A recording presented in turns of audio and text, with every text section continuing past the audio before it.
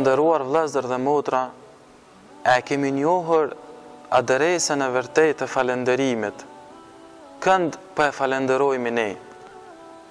A e falenderojmë atë që duhet falendëruar apo dikë tjetër?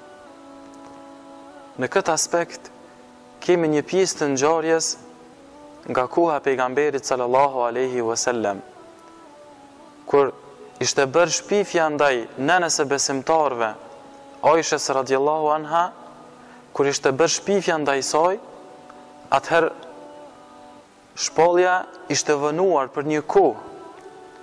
Dhe pasi që vjen shpallja,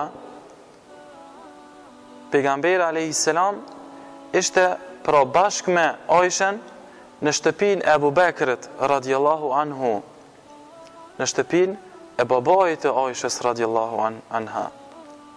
Dhe zbriti shpallja, Allahu e shfaqsoi Aishën radhiyallahu anha. Pra tregoi Allahu përmes shpalljes se ajo ishte e drejtë dhe ajo ishte e sinqertë.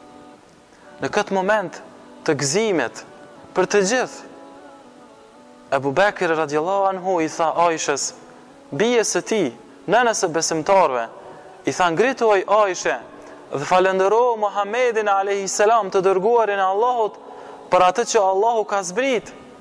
Atëherë Aishja tha, jo vallahi, tha, unë nuk ngritem ta falenderoj të dërguarin e Allahut Muhammedin alayhis salam, mirë po, unë e falenderoj vetëm Allahun.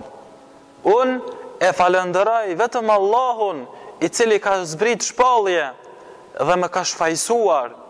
Pra Aisha në këtë rast, dite, e njohu adresën e falenderimit, ndërsa ne e kemi njohur adresën e falenderimit. Ne shpesh herë habitemi duke i falenderuar të tjerët dhe harrojmë ta falenderojmë atë që është burim i mirësisë, harrojmë ta falenderojmë Allahun e madhëruar. Andaj e lutem Allahun që kjo ngjarje sadopak të bëhet shkaktare që ne ta falenderojmë Allahun në vazhdimsi dhe asnjëherë mos të harrojmë ta falenderojmë Allahun.